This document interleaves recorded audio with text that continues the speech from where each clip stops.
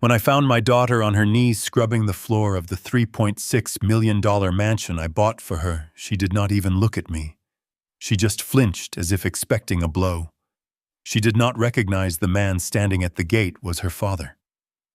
I watched my little girl behaving like a servant in her own home, and I felt something cold and hard settle in my chest.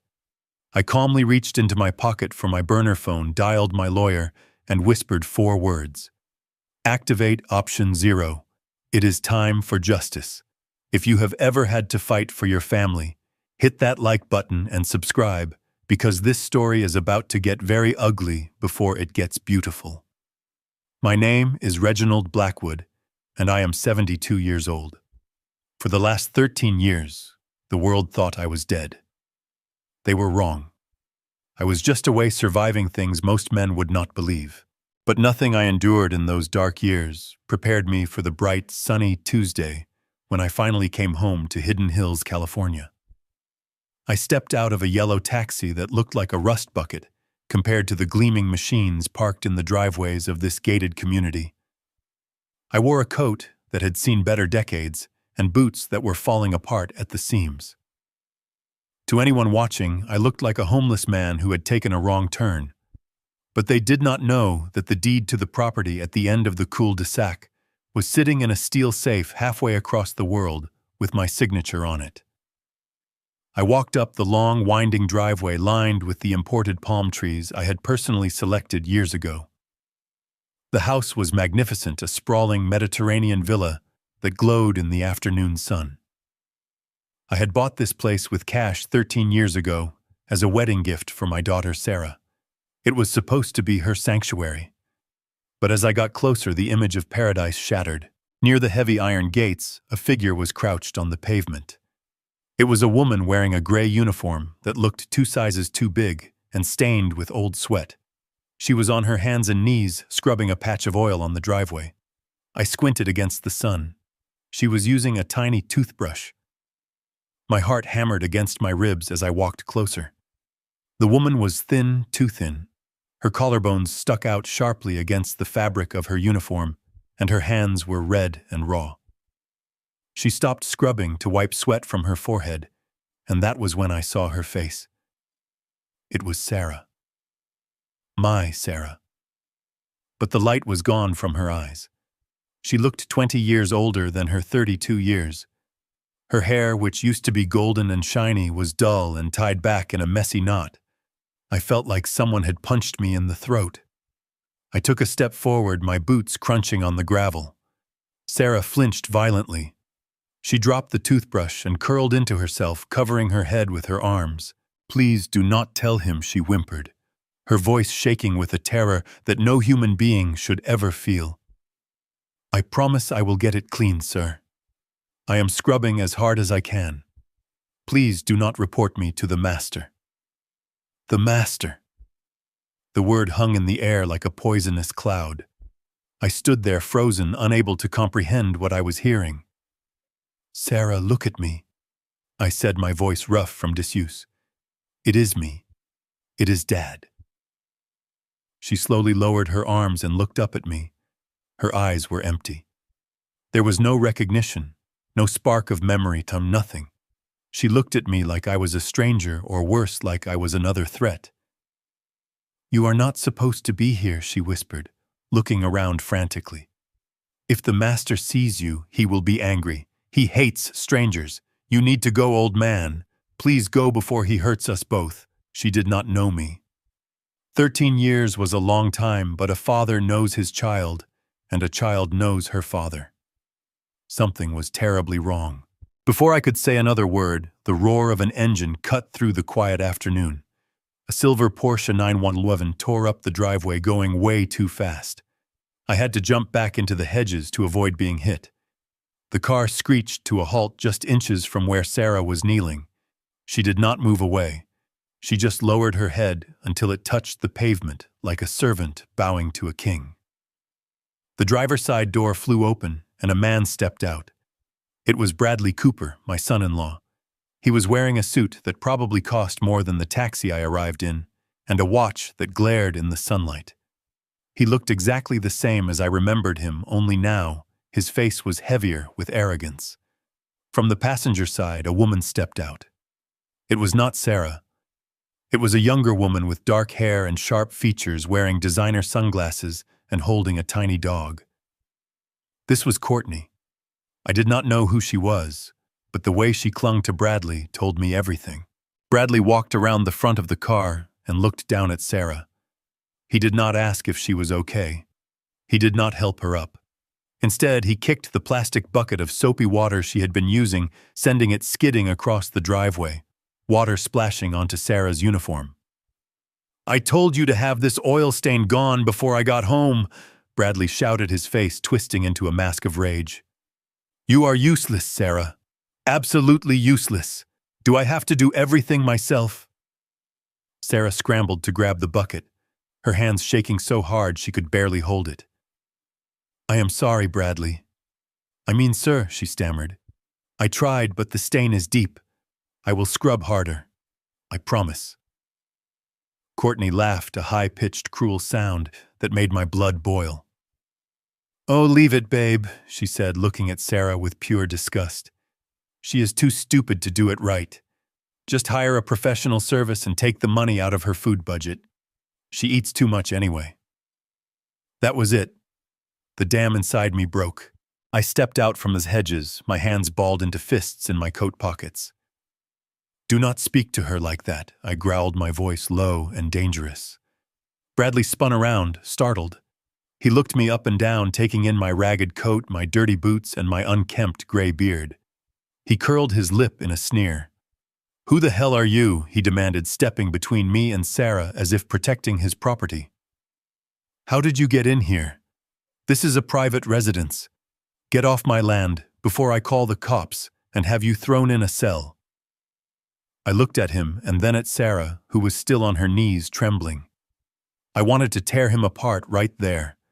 I wanted to tell him that I owned the ground he stood on, that I had built this empire while he was still playing video games in his mother's basement. But I knew better. If I revealed who I was now, without knowing the full extent of the situation, I would lose my advantage. I needed to know why Sarah did not remember me. I needed to know why she was a servant in her own home. I needed to know where the money went. So I swallowed my pride. I let my shoulders slump. I made myself look smaller, older, weaker. "I am not a beggar," I said, keeping my voice steady but rough. "I am family." Bradley barked out a laugh. "Family? Look at you. You look like you just crawled out of a sewer. Sarah has no family. Her father died 13 years ago. He was a loser who abandoned her and died in some ditch in Mexico. Everyone knows that. Now turn around and walk away, or I will have my dogs chase you out." I did not move. I reached into the inside pocket of my coat. Bradley flinched, thinking I had a weapon. Courtney let out a little scream and hid behind him. But I did not pull out a gun. I pulled out a photograph. It was a Polaroid, battered and creased at the corners, protected by a plastic sleeve. It showed a younger me, strong and smiling, holding a teenage Sarah on her graduation day. We were standing in front of this very house before the landscaping grew in. "I am Reginald Blackwood," I said, staring straight into Bradley's eyes. "I am her father, and I just got out of prison." The silence that followed was absolute. Bradley's face went pale. He looked from the photo to me and back again. I could see the gears turning in his head. He was not afraid of me because I looked tough. He was afraid because if Sarah's father was alive, it complicated things. It complicated the inheritance. It complicated the ownership of the house. It complicated his perfect little life with his mistress. Courtney tugged on his sleeve. "Babe, is he telling the truth? I thought you said the old man was dead. You said there was nobody left to claim the estate." Bradley shook her off, his eyes never leaving mine. He was assessing me, calculating the risk. He saw an old man, a convict, someone with no money and no power. He saw a nuisance, not a threat. And that was his first mistake. He took a step closer, invading my personal space, trying to intimidate me. So the dead man walks, he sneered, dropping his voice so Sarah could not hear. You think you can just show up here after 13 years and play daddy? You think you can get a piece of the pie? Let me tell you something, old man. There is no pie left. I ate it all. I held his gaze, my expression unreadable. I do not want your pie, I lied. I have nowhere to go. I served my time. I just want to see my daughter. I have rights, Bradley. Even ex-cons have rights. Bradley laughed again, but it was a nervous sound. He looked at Sarah, who was watching us with wide, fearful eyes. She still did not seem to understand who I was. He looked back at me, and a cruel smile spread across his face. You want to stay? He asked, mocking me. Fine. You can stay. But you are not living in the guest rooms. Those are for humans. If you want a roof over your head, you can sleep in the basement. You earn your keep. You do not speak to me or Courtney unless spoken to, and you stay away from the second floor. Do we have a deal, old man? I looked at my daughter still kneeling in the dirt. I looked at the man who had enslaved her. I clenched my jaw so hard my teeth ached. I would sleep on a bed of nails if it meant getting close enough to burn his world to the ground. Deal, I said. Bradley smirked, thinking he had won, thinking he had just gained another servant, another victim to torment. He had no idea he had just invited the executioner into his home. Get your trash and go around the back, he ordered, snapping his fingers at me like I was a dog. Sarah, show him the basement. And if he steals so much as a silver spoon, I will put both of you out on the street. Sarah stood up slowly, wiping her hands on her apron. She looked at me with wariness, but also a flicker of curiosity. Come this way, she whispered, keeping her head down. I followed her past the shiny Porsche, past the manicured gardens, and into the shadows of the house I had built for her happiness. The war had begun, and Bradley Cooper did not even know he was already losing. Bradley shoved me toward the back of the house, his hand heavy and disrespectful on my shoulder. I kept my head down, playing the part of the broken old convict, but my eyes were sharp, recording everything. The interior of the villa had changed. When I bought this place 13 years ago, I filled the walls with art. There was an original Dali in the foyer, and a rare collection of indigenous tapestries in the hallway. Now they were gone. In their place hung massive, vulgar portraits of Bradley and Courtney. He was posing like a king on a throne, and she was draped over him like a trophy. My legacy had been stripped away and replaced by his vanity. The marble floors I had imported from Italy were scuffed and dirty in the corners. It was clear that while Bradley liked the appearance of wealth, he had no idea how to maintain it. Or rather, he forced Sarah to do it all, and one exhausted woman could not maintain a 10,000 square foot mansion alone. He stopped at a narrow door near the kitchen pantry. This used to be the utility closet where the heating units were stored. He kicked it open, revealing a steep wooden staircase that smelled of damp earth and neglect. Down you go, old man, Bradley sneered. There is a cot in the corner. Do not get comfortable. You are only here until I decide what to do with you. If I catch you wandering upstairs, I will break your legs. And do not think about stealing anything. I have cameras everywhere. I looked into the dark abyss of the basement, then back at him. I did not say a word. I just nodded slowly like a beaten dog. He laughed that same cruel bark and slammed the door behind me. I heard the heavy click of a deadbolt sliding into place. I stood in the darkness for a moment, letting my eyes adjust. The air was cold and stale. I walked down the creaking stairs, my boots heavy on the wood. The basement was a concrete box filled with discarded furniture and boxes. It was freezing. In the corner, just as he said, was a stained mattress on the floor. There were no sheets, no blankets, just a thin gray pillow. This was where he expected his father-in-law to sleep. This was where he kept the man who paid for the roof over his head. I sat on the edge of the mattress and waited. I knew the game had just begun. Hours later, when the house above had fallen silent, I heard a scratching sound at the basement door. The lock turned slowly and the door creaked open. A beam of light cut through the darkness. It was Sarah. She was carrying a plastic plate with a half-eaten sandwich and a bottle of water. She moved silently, her bare feet making no sound on the concrete. She looked like a ghost in her own home. She placed the food on a crate near me and backed away quickly, hugging herself against the cold. "Sarah," I whispered, standing up slowly so I would not frighten her. "You do not have to be afraid of me. I am your father. Do you remember anything? Do you remember the pony I bought you? Do you remember how we used to sing Moon River when you were scared of the thunder?" She flinched at my voice. She looked at me with wide, terrified eyes. Her hands were trembling violently. "The master says I do not have a father," she recited, her voice flat and robotic. "The master says my father was a bad man who left me. You are just a stranger. You eat and then you sleep. Do not make noise. If you make noise, the master gets a headache. And when he gets a headache, he punishes us." I felt my heart shatter in my chest. It was not just amnesia. It was brainwashing. Systematic psychological torture. She called him the master. Not Bradley. Not her husband. The master. I took a step closer, and she whimpered, cowering against a stack of boxes. I stopped. I could not force her to remember. I had to be patient. "Why are you down here, Sarah?" I asked gently. "Why are you not in your room?" "I live here," she whispered, pointing to a pile of rags in the far corner behind the furnace. I did not even see it before.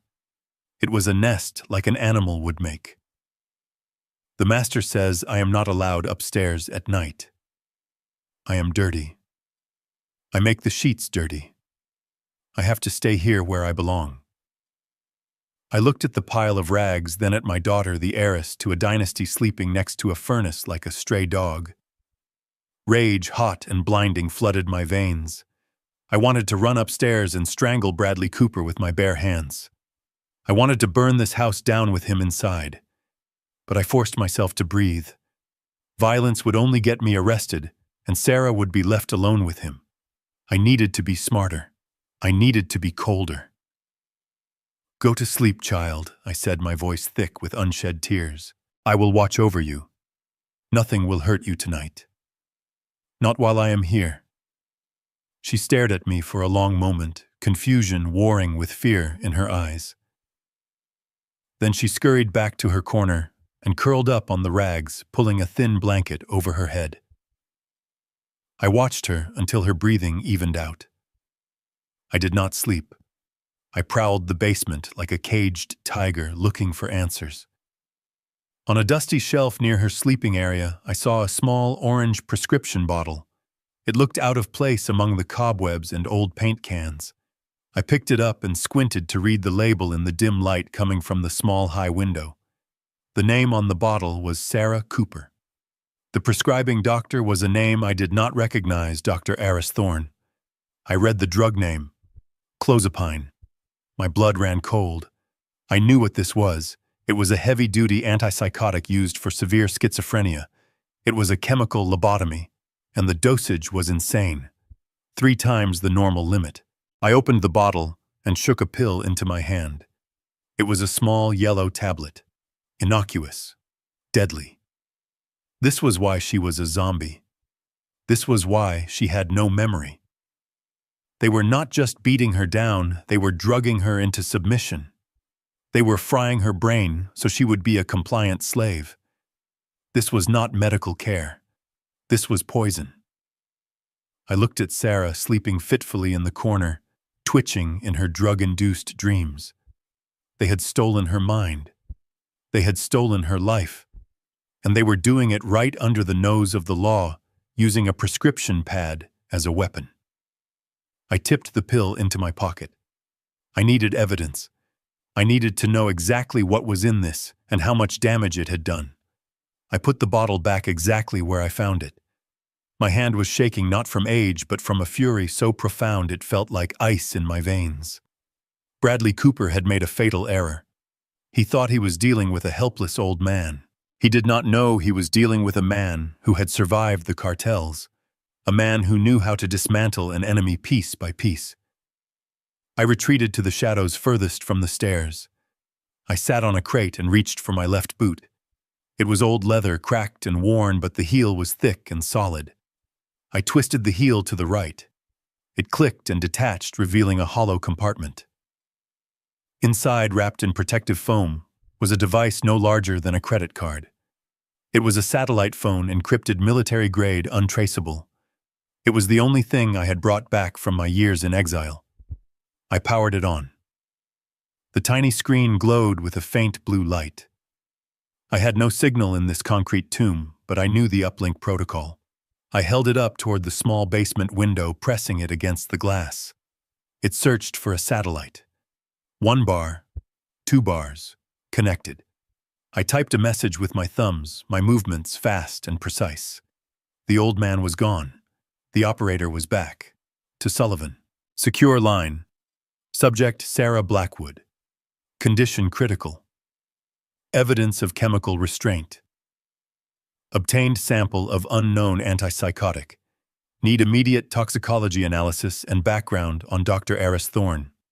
Also, pull the original deed to the Hidden Hills property. I need to know how she signed it over. Activate asset recovery team. We are going to war. I hit send. The message vanished into the digital ether, flying across the world to the only man I trusted. Sullivan was not just a lawyer. He was a shark in a suit, a man who could freeze assets and destroy reputations with a single phone call. He had been holding my fortune for 13 years, waiting for my return. I slid the phone back into my boot and locked the heel into place. I sat in the dark, listening to the hum of the furnace and the shallow breathing of my daughter. Above my head, the floorboards creaked. Bradley was walking around up there, probably drinking my wine and laughing with his mistress. He thought he was the king of the castle. He thought he had buried the past. He was wrong. The past was sitting in his basement, waiting for the sun to rise. And when it did, I would not just take back my house. I would take his life apart, brick by brick, dollar by dollar, until he was left with nothing but the shame of what he had done. I looked at the pill in my pocket. This was the key. This was the first nail in his coffin. I closed my eyes, and for the first time in 13 years, I allowed myself to smile. It was not a nice smile. It was the smile of a wolf who had just found the scent of blood. The sun went down over Hidden Hills, but inside the villa the lights were blazing like a beacon of excess. Bradley was hosting a dinner for his investors, and he wanted everything to look perfect, which meant Sarah and I had to look invisible. He came into the kitchen, throwing a bundle of fabric at Sarah. "Put this on," he barked, "and try to suck in your stomach. You look like a sack of potatoes." Sarah unfolded the garment with trembling hands. It was a maid uniform, but it was grotesque. It was 3 sizes too small, the fabric cheap and scratching, made of polyester that smelled of mothballs. It was designed to humiliate, not to serve. She did not argue. She just went into the pantry to change. When she came out, she looked like a caricature, her movements restricted by the tight fabric, her eyes fixed on the floor in shame. Bradley turned his attention to me. "And you, old man, you are not sitting around." He tossed a pair of Italian leather loafers at my feet. "These cost $2,000. I want to see my face in them. Polish them until they shine, or you do not eat tonight." I sat on a wooden stool in the corner of the kitchen, the smell of shoe polish mixing with the aroma of roasting lamb that the hired chef was preparing. I rubbed the leather with a rhythmic motion, my mind drifting back to the days when I shined my own boots before meeting with cartel leaders in Bogota. I knew how to clean a shoe, and I knew how to clean a mess. Bradley thought he was degrading me, but he was just giving me time to think. Sarah was rushing back and forth carrying heavy trays of appetizers, her face pale and sweaty. Every time she passed Bradley, he would whisper something cruel. "Faster, you cow." Don't drop anything. Smile. I finished the shoes. They gleamed like mirrors. Bradley snatched them from me without a thank you and slipped them on. Good, he grunted, checking his reflection in the hallway mirror. Now come upstairs. The guests want to see the entertainment. I followed him up the grand staircase, not as a guest in my own home, but as a circus animal on display. The dining room was filled with smoke and laughter. 6 men sat around the mahogany table I had commissioned in Milan years ago. They were men cut from the same cloth as Bradley, soft hands, expensive suits, and eyes that lacked souls. They were drinking my vintage wine and eating off my china. Gentleman, Bradley announced, spreading his arms wide. I present to you the father-in-law, fresh out of the state penitentiary. The men roared with laughter. They looked at me with a mix of amusement and disgust. One of them, a fat man with a red face and a cigar, pointed at me with his fork. So this is the ghost. Bradley told us you were dead. I died for a while, I said, my voice flat. But I came back. Bradley poured himself a glass of wine and clapped a hand on my shoulder, squeezing hard enough to bruise. He is a little senile, he said, winking at his guests. We let him sleep in the basement out of charity. You know how it is. Family obligations. Another man, a thin lawyer type with reptile eyes, leaned forward. You are a saint, Bradley. Most people would have thrown him to the curb. But tell us more about the house. The transfer was finalized.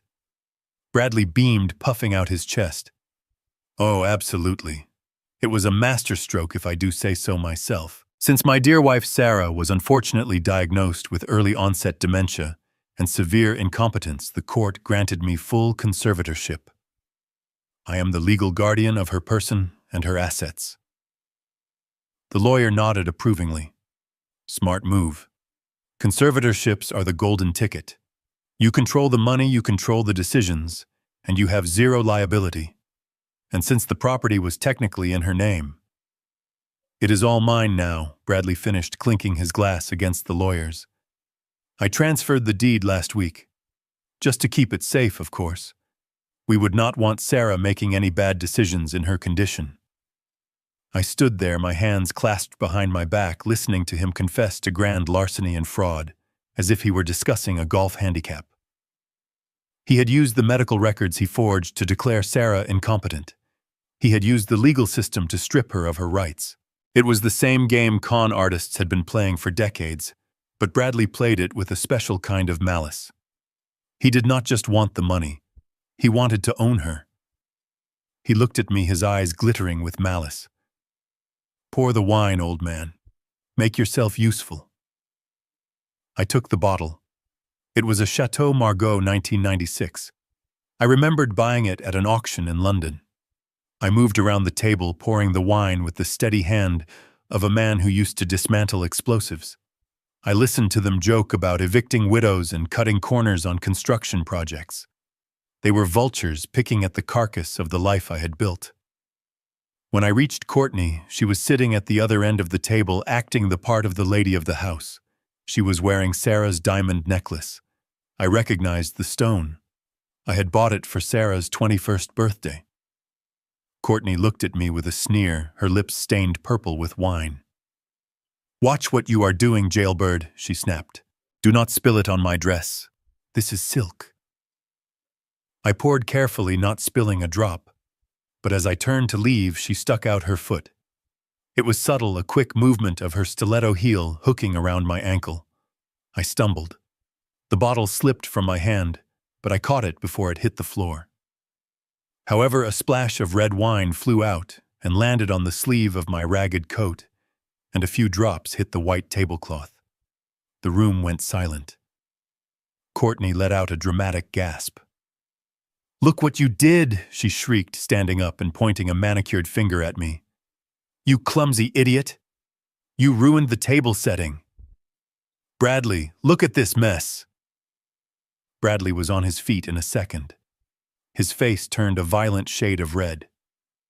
You useless old fool, he shouted, throwing his napkin down. Can you do nothing right? Sarah, get in here! Sarah ran in from the kitchen, her eyes wide with panic. She saw the wine on the tablecloth and immediately dropped to her knees. She pulled a rag from her apron and started scrubbing frantically, her hands shaking so hard she was making it worse. "I am sorry, sir," she sobbed, tears streaming down her face. "Please do not be mad. I will clean it. I will bleach it. Please do not send him away. Do not hurt him." She was begging for me. Even in her broken state, she was trying to protect me.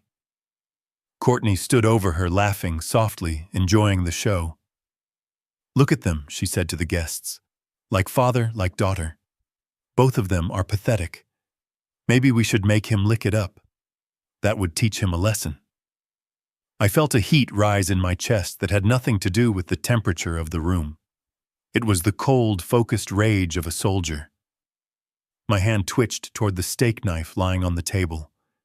It would be so easy. 2 steps. 1 movement. Silence. But I stopped myself. Killing them now would be mercy. They did not deserve mercy. They deserved to lose everything. They deserved to feel the same helplessness they had inflicted on Sarah. I took a deep breath, forcing my muscles to relax. I bowed my head, playing the part. "I am sorry, Mom," I mumbled. "My hands, they shake sometimes." Bradley scoffed. "Get out of my sight. Both of you. Go back to your hole before I lose my appetite." Sarah scrambled up, grabbing my arm and pulling me toward the kitchen. "Come on, Dad," she whispered. "Please, before he changes his mind." We retreated to the kitchen, but I did not go downstairs immediately. I stayed in the shadows of the doorway, watching. Bradley was laughing again, apologizing to his guests for the interruption. "We are out of the good stuff," he announced, holding up the empty bottle. "But do not worry, I have a reserve in the wall safe." The old man who lived here before had great taste. He walked over to the large oil painting of himself that hung on the far wall. He swung it open, revealing a steel wall safe. It was my safe, the one I had installed. He stood with his back to the room, blocking the keypad with his body so the guests could not see. But he forgot one thing. It was dark outside, and the floor-to-ceiling windows in the dining room had turned into mirrors. I watched his reflection in the glass. I saw his hand move. He typed in a 6-digit code. 3, 8, 1, 9, 0, 5. My eyes narrowed. 381905. It was not a random number. It was the date Sarah and he had met. March 8, 2005. He was sentimental about the day he found his golden goose. The safe clicked open. I saw stacks of cash, legal documents, and velvet jewelry boxes. He grabbed another bottle of wine and slammed the safe shut, spinning the lock. I stepped back into the shadows, a cold smile touching my lips. I had what I needed. The humiliation, the wine, the degradation, it was all worth it. I had the combination. And tonight, while the predators slept, the prey would start hunting. I went down to the basement, not as a prisoner, but as a man who had just been handed the keys to the kingdom. The next morning, the house was quiet. Bradley and his mistress had left early for a brunch at the country club, leaving Sarah with a list of chores that would take 3 people a full day to complete. I watched my daughter scrubbing the grout in the foyer with raw, bleeding fingers, and I knew I had a window of opportunity. I slipped past her silently, my boots making no sound on the marble. She was humming a tune under her breath, a fractured melody that sounded like a lullaby I used to sing to her. It broke my heart, but it also steeled my resolve. I was not just here to watch. I was here to investigate. I went straight for the master bedroom. The door was locked, but to a man who had spent 13 years navigating the underworld, a standard interior lock was a joke. I used a thin piece of metal from a paperclip I found in the kitchen, and the lock clicked open in seconds. The room that used to be my sanctuary was now a shrine to Bradley's ego.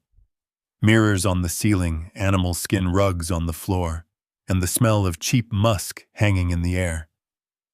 I ignored the vulgarity and went straight to the desk in the corner. It was a modern glass monstrosity piled high with unpaid bills and gambling slips. I started digging. I did not care about his debts. I knew he was broke. I was looking for the paper trail of my daughter's destruction. I found it in the bottom drawer hidden under a stack of car magazines. A thick manila folder labeled Sarah Medical. My hands trembled slightly as I opened it. Inside were documents that detailed a car accident 5 years ago. According to the report, Sarah had been driving and had lost control, hitting a tree. The diagnosis was severe traumatic brain injury resulting in cognitive regression and memory loss. But as I flipped through the pages, I found something that made my blood boil. Stapled to the back of the medical report was a receipt from a luxury car dealership. It was an invoice for a silver Porsche 911 Turbo. The date on the invoice was August 15, 2019. I looked back at the accident report. The date of Sarah's accident was August 14, 2019. The very next day. He did not spend the day at the hospital praying for his wife. He spent the day buying a $200,000 sports car with the insurance payout. My phone vibrated against my ankle. I pulled it out. It was the message from Sullivan I had been waiting for. The screen glowed with text that confirmed my darkest fears. Analysis complete. The yellow pill is not just clozapine. It is a custom compound. High-dose benzodiazepines mixed with a hallucinogen similar to scopolamine. It is designed to induce compliance memory fragmentation and a state of permanent confusion. This is not treatment, Reginald. This is chemical lobotomy. He is erasing her. I stared at the phone, my vision blurring with red rage. Benzodiazepines and scopolamine. He was drugging her to keep her docile, to keep her from remembering who she was and who I was. He was keeping her in a fog so deep she would sign anything he put in front of her, including the deed to this house. This was not a husband. This was a parasite feeding on the mind of the woman he promised to protect. I took a picture of the medical report and the car invoice. Then I carefully put everything back exactly as I found it. I locked the bedroom door behind me and went downstairs. I went into the kitchen.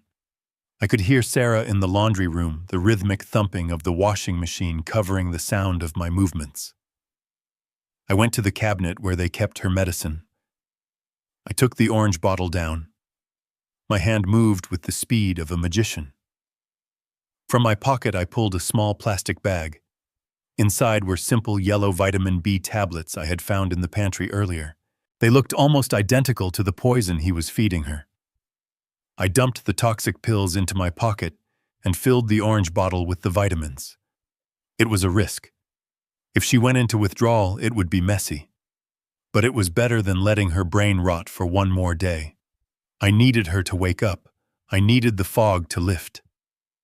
I screwed the cap back on and placed the bottle on the counter just as Sarah walked in.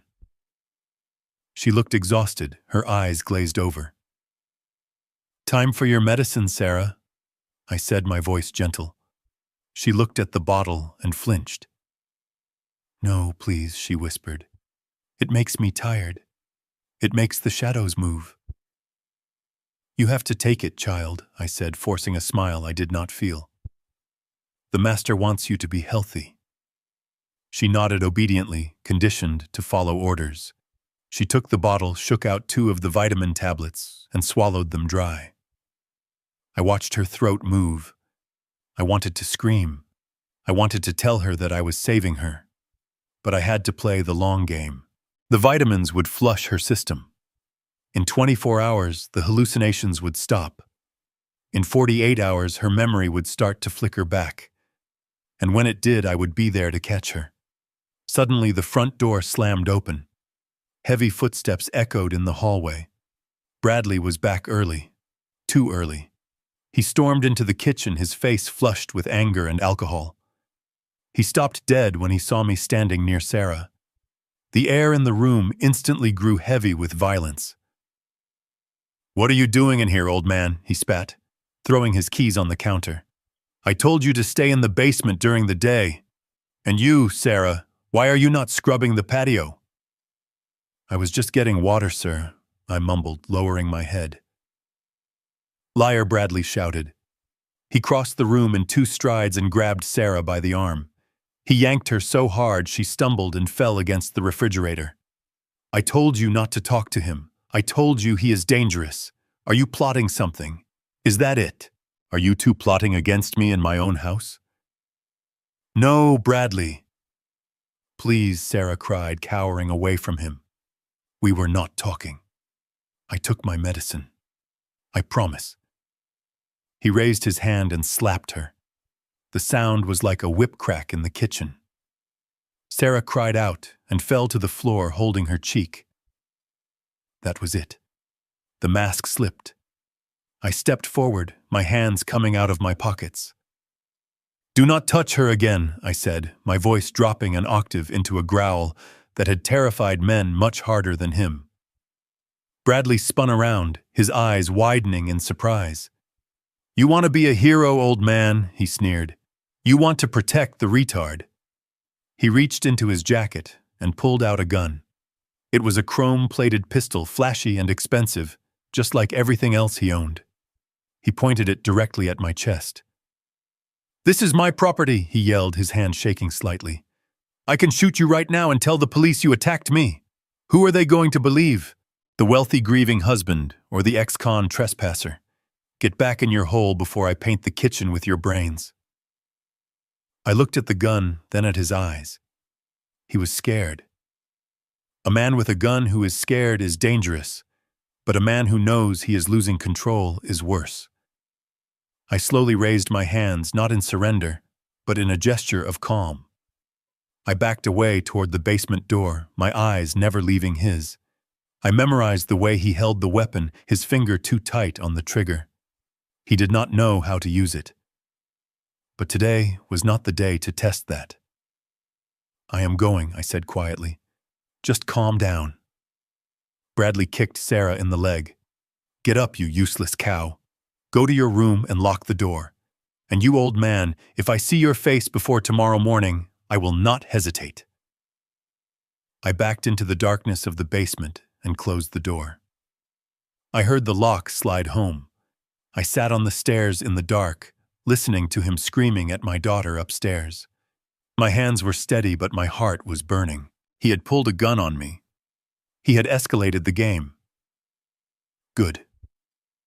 That meant he was desperate, and desperate men make mistakes.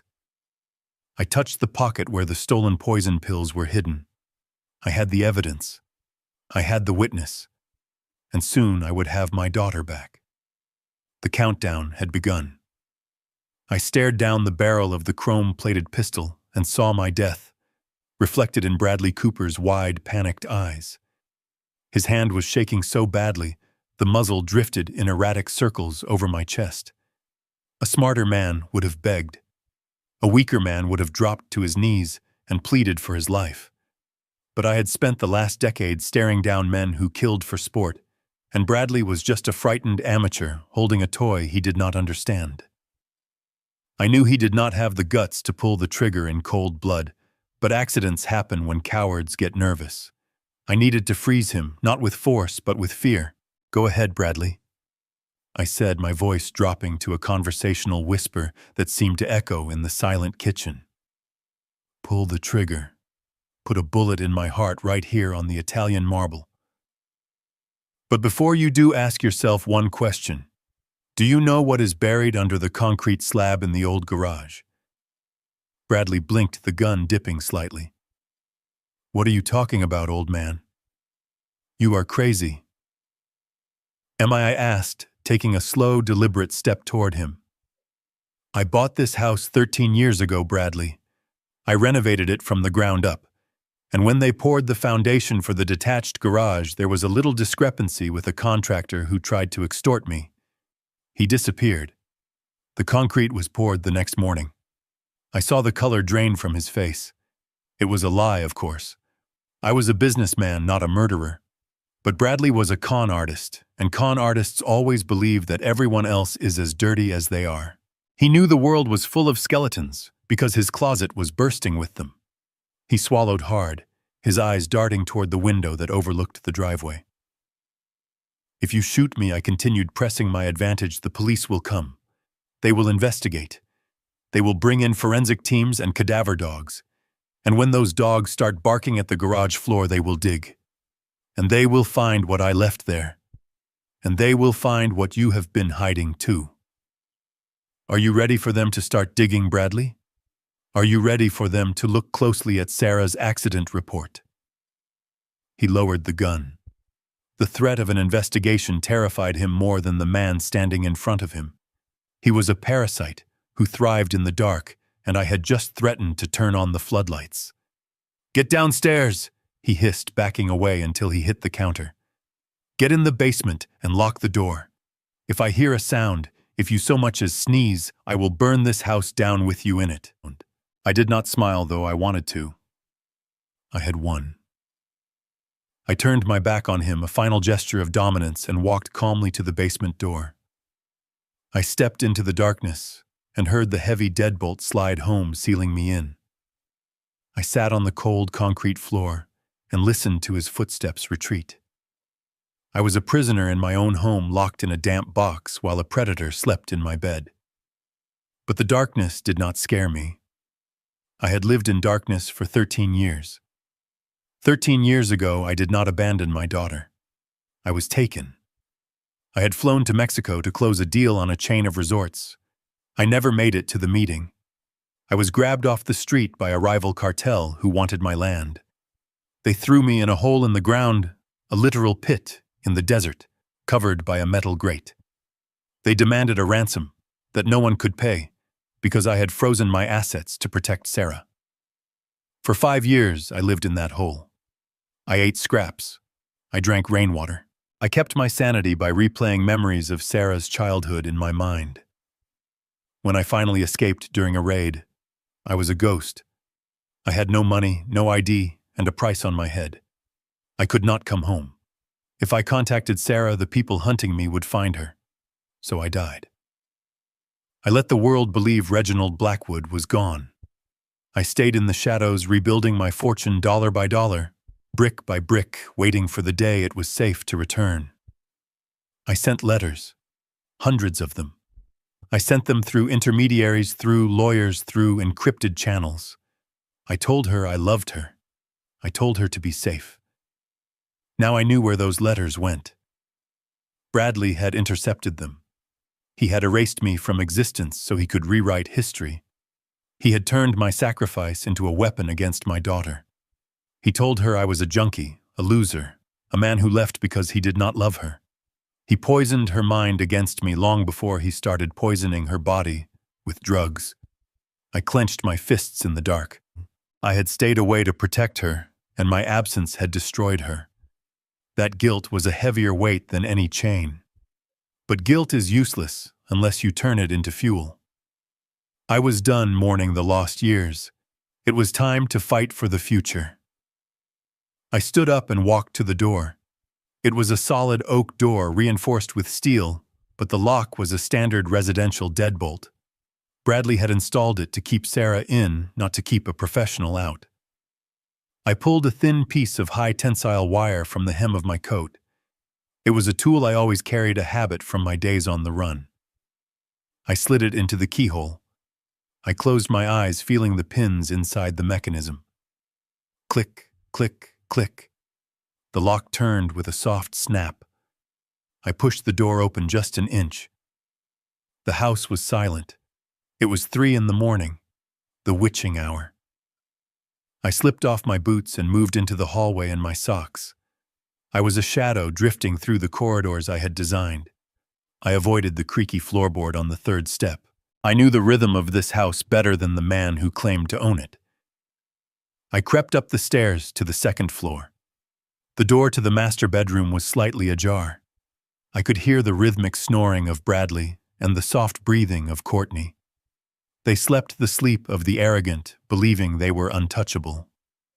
I slid into the room, keeping low. The moonlight filtered through the sheer curtains, illuminating the bed where my son-in-law lay tangled in sheets that cost $1,000. I crawled across the carpet, moving toward the nightstand on Bradley's side of the bed. I reached under the heavy wooden frame. My fingers brushed against the dust bunnies until I found a flat surface on the back leg of the table. I pulled a small adhesive disc from my pocket. It was a listening device no bigger than a button, another souvenir from my time abroad. I pressed it firmly against the wood. It blinked once, a tiny red eye in the dark, and then went active. I did not stop there. I moved to the walk-in closet. I found Bradley's briefcase sitting on a bench. I opened it carefully. Inside were stacks of gambling slips, notices of overdue loans, and a brochure for a facility called Shady Pines Psychiatric Institute. I took a picture of the brochure with my burner phone. It was not a hospital. It was a warehouse for the unwanted, a place where families dumped their elderly and infirm to be forgotten. This was his plan. This was where he intended to send us. I closed the briefcase and slipped back out of the room. I was halfway down the stairs when I heard a noise. A toilet flushed. Footsteps crossed the landing above. I froze, pressing myself into the alcove where a statue used to stand. Bradley appeared at the top of the stairs, rubbing his eyes. He looked down into the darkness of the foyer. "Did you hear that, babe?" Courtney called from the bedroom, her voice sleepy. "Just the house settling." Bradley grunted. "Or maybe it is the rats in the basement. I need to call the exterminator tomorrow. After we sell this dump, I never want to hear a creaking floorboard again."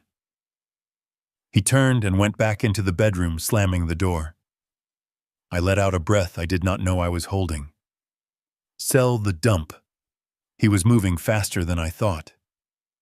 I retreated to the basement and locked the door from the inside, resetting the pins so it would look like it had never been opened. I sat on my cot and pulled out the earpiece connected to the bug I had just planted. The audio was crystal clear. "We cannot wait another week," Bradley was saying, his voice agitated. "The old man is trouble. Did you see his eyes? He is not scared of me. And Sarah is starting to act weird. The vitamins are wearing off. She asked me about the pony today. She remembers the damn pony, Courtney." Courtney let out a sharp hiss of annoyance. "So increase the dose, give her double. We just need her lucid enough to sign the papers tomorrow morning." "We are not waiting for papers," Bradley said. "I called the realtor. He is bringing a cash buyer at 9 a.m. Some developer who wants to tear it down. He is offering $2.5 million for a quick close." $2.5. Courtney whined. "The appraisal was 3.6. We are losing $1 million. We are losing a headache," Bradley snapped. "We take the cash, we pay off the loan sharks, and we have enough left to disappear to Rio." As for Sarah and her dad, I made a call to Shady Pines. The van is coming at noon. They have an involuntary commitment order. Dr. Thorne signed it an hour ago. We tell the buyers the house comes vacant. By the time anyone asks questions, we will be sipping margaritas on Copacabana Beach.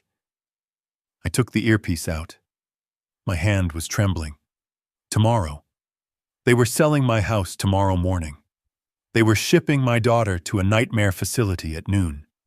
And they were going to run with the money I had bled for. I looked at Sarah sleeping in the corner. She was murmuring in her sleep, her face twitching. She was fighting the fog, trying to find her way back to me. I would not let them take her. I would not let them win. I picked up my satellite phone. I typed a new message to Sullivan. Timeline accelerated. They are selling at 0900. Commitment van at 1200. I need you here by 0800. Bring the cavalry. And Sullivan, bring the suit. The one I wore in Zurich. It is time for Reginald Blackwood to rise from the grave. I leaned back against the cold concrete wall. The fear was gone. The hesitation was gone. All that was left was the cold, hard certainty of retribution. Bradley Cooper wanted to play games with the devil. Tomorrow morning he was going to find out that the devil was already in his house, and he was wearing his father's shoes. The morning sun hit the hidden hills like a spotlight on a crime scene. At exactly 8:55, a black Range Rover pulled up to the curb, followed by a sleek sedan. Through the narrow slit of the basement window, I watched them arrive. The realtor was a man named Trent, a guy with too much hair gel and a smile that looked like it was bought on a payment plan. The buyer was different. He was older, dressed in denim and a blazer, the kind of developer who looked at a home and saw only a demolition site. Upstairs, I heard the heavy footsteps of Bradley pacing back and forth. He had been up since dawn, manic and sweating, shouting orders at Courtney and Sarah.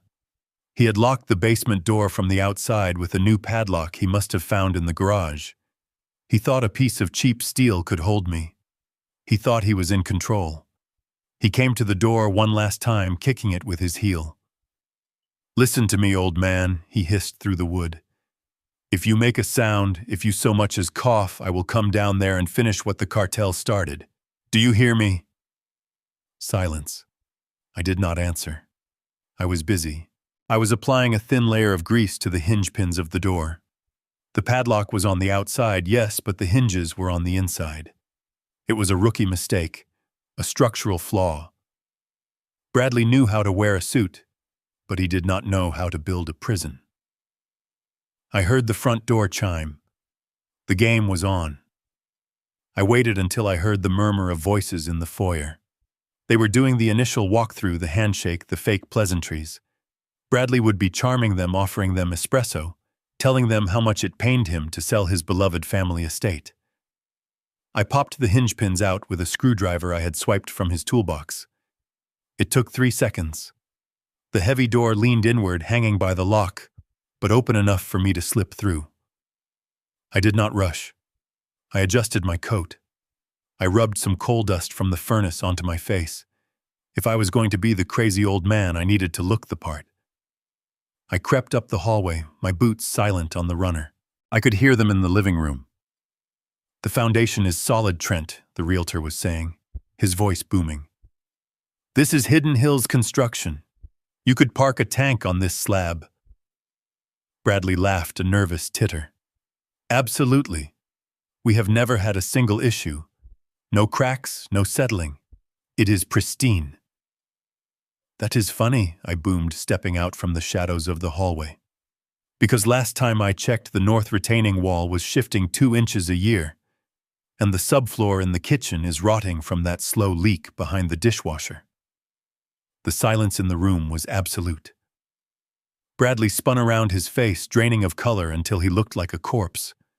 Courtney dropped the tray of coffee she was holding, the china shattering on the floor.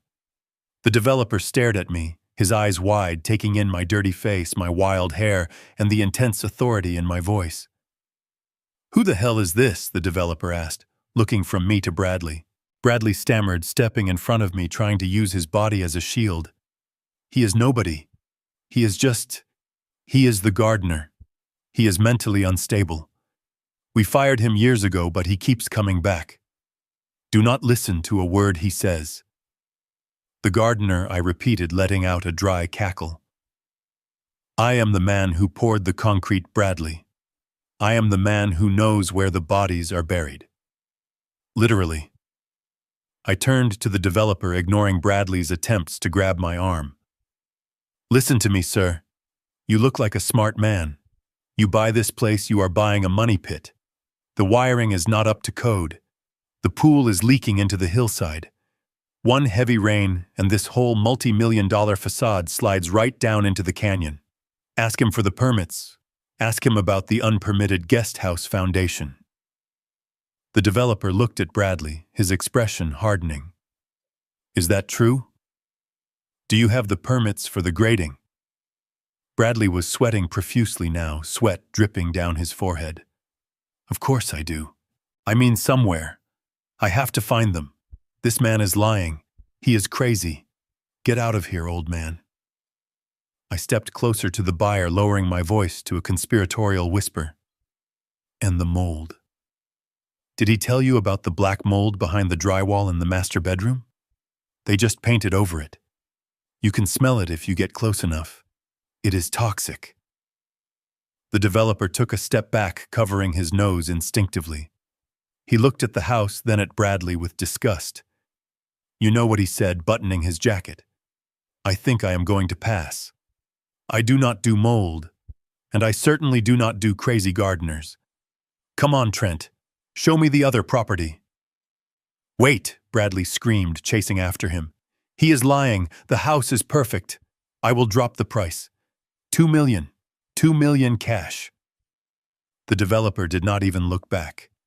He got in his car and drove away, leaving Bradley standing in the driveway, watching his escape ticket vanish. Trent, the realtor, shot Bradley a dirty look, muttered something about wasting his time, and sped off behind him. The silence that followed was heavy, loaded with violence. Bradley stood in the open doorway, his back to me, his shoulders heaving. Courtney was sobbing in the corner, picking up pieces of broken china. You ruined it, Bradley whispered. His voice was not loud. It was a low, trembling sound of pure, unadulterated hate.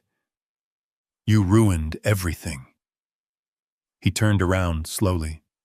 His eyes were bloodshot, his face twisted into a mask of demonic fury. He was no longer the arrogant son-in-law. He was a cornered animal. Get him, he screamed. Not at me, but at the empty air. Or so I thought. From the shadows of the hallway, 2 men stepped out. They were not realtors. They were not investors. They were muscle. Thick necks, cheap leather jackets, knuckles scarred from years of abuse. These were the loan sharks enforcers the men Bradley owed money to. They had been waiting in the wings, probably to collect their cut the moment the sale closed. Now they were just angry because they were not getting paid. He ruined the deal, Bradley shrieked, pointing a shaking finger at me. He is the reason you are not getting your money. Teach him a lesson. Make him hurt. The bigger one cracked his knuckles and grinned. With pleasure. I braced myself. I was 72 years old, but I knew how to fight. I knew where to strike to break a knee or crush a windpipe. But there were 2 of them, and they were young and strong. And Bradley was joining in, grabbing a heavy brass candlestick from the console table. The first punch caught me in the ribs. I grunted the air, leaving my lungs in a rush. I swung back, connecting with a jaw, but the second man tackled me from behind, slamming me into the wall. I went down hard. Bradley was on me in a second, kicking me in the stomach, in the chest, in the legs. He was screaming incoherent curses, venting years of failure and frustration on my body. Hold him down, Bradley yelled. The 2 goons pinned my arms to the floor. Bradley stood over me, the candlestick raised high. His breathing was ragged, his eyes wild. You think you are smart? He spat. You think you can come into my house and play games? This is my world, old man. Mine. He brought the candlestick down. It hit my shoulder with a sickening crunch. Pain exploded in my arm, white hot and blinding. I grit my teeth, refusing to cry out. I would not give him the satisfaction. He hit me again and again, bruising bone, tearing skin. Blood ran down my face, blinding me in one eye. Tie him up, Bradley ordered, panting. Tie him to the banister. I want him to watch. I want him to see what happens when you mess with me. They dragged me to the grand staircase and used heavy-duty zip ties to bind my wrists to the wrought iron railing. I slumped against the steps, breathing shallowly, tasting copper and dust. My body was broken, but my mind was clear. I had stopped the sale. I had bought us time. Bradley paced in front of me, wiping sweat and spittle from his mouth. You think you won, he laughed, a jagged, hysterical sound. You just delayed the inevitable. The van is still coming. Shady Pines is expecting a delivery. And now you are going to be in even worse shape when you get there. They love the broken ones. They are easier to manage. He leaned in close as his face inches from mine. And Sarah. Do not worry about her. I will make sure she pays for your sins. She is going to sign those papers even if I have to break every finger on her hand to make her hold the pen. Suddenly a small noise cut through his rant. A whimper. We all looked up. Sarah was standing at the top of the stairs. She was still wearing that ridiculous maid uniform, But she looked different. Her eyes were not glazed anymore. The vitamins I had swapped were working. The fog of the drugs was lifting, clearing the way for the horror of reality. She looked down at me, her father beaten and bloody tied to her staircase. She looked at her husband, his face twisted with violence, holding a bloody candlestick. Her hands flew to her mouth. Bradley took a step toward the stairs. "Get back in your room, Sarah," he warned. "This does not concern you." She did not move. She stared at me. Her eyes locked onto mine, and for the first time in 13 years, I saw recognition. I saw the daughter I had bounced on my knee, the girl I had walked to school, the woman I had built this house for. She took a trembling step down, then another. "Dad," she whispered. The word was soft, fragile, like glass, but it hit Bradley harder than a fist. He froze. "What did you say?" Sarah ignored him. She kept coming down, her eyes filling with tears. "Dad! Is that you?" "You came back!" Bradley roared in frustration. He ran up the stairs, meeting her halfway. He grabbed her by the hair, yanking her head back. "Shut up," he screamed, shaking her. "He is not your father. Your father is dead. This is just a crazy old bum. Do you hear me? You are crazy." "No," Sarah cried, clawing at his hand. "Let me go. That is my dad. I remember the pony. I remember the song. Moon River, you lied to me, Bradley. You lied about everything." He slapped her hard enough to knock her against the railing. She cried out, but she did not back down. She looked at him with a hatred so pure it burned. I looked up at her through my swollen eye. "Sarah," I rasped. "I am here, baby. I am here." Bradley raised his hand to hit her again, but stopped when he saw the two goons watching him. Even hired muscle had limits. He shoved her away. "Take her," he ordered the men. "Lock her in the pantry. The van will be here in 2 hours. We are shipping them both out." The men grabbed Sarah. She fought, kicking and screaming, reaching out for me. "Dad, help me. Dad, do not let them take me." I pulled against the zip ties, the plastic biting into my wrists until they bled. "I promise, Sarah," I shouted, my voice cracking. "I promise. It ends tomorrow. Hold on, baby. Just hold on until morning." They dragged her away, her screams echoing through the house I had built with love, now filled with so much hate. Bradley stood over me one last time. "Tomorrow," he sneered. "There is no tomorrow for you, old man. Tomorrow you will be drooling in a padded cell." He walked away, leaving me tied to the stairs, bleeding, broken, but alive. He thought he had won. He thought violence was the ultimate power. But he forgot one thing. He forgot that I had called Sullivan. He forgot that I had a suit waiting. And he forgot that a father's love is the most dangerous force on earth. I closed my eyes and focused on the pain. I let it sharpen me. I let it fuel me. 2 hours. I just needed to survive 2 hours. And then the devil would come for his due. The sun rose over hidden hills, casting long shadows across the driveway, where a white van sat idling like a hearse for the living. It was not a medical transport. It was a prison on wheels with barred windows and a logo that read, "Shady Pines Secure Care Facility." 2 orderlies smoking cigarettes leaned against the hood, waiting for their cargo. Inside the house, the living room had been transformed into a grotesque mockery of a courtroom. Bradley had dragged the heavy mahogany coffee table to the center of the room to serve as a bench. He had arranged chairs in a semicircle.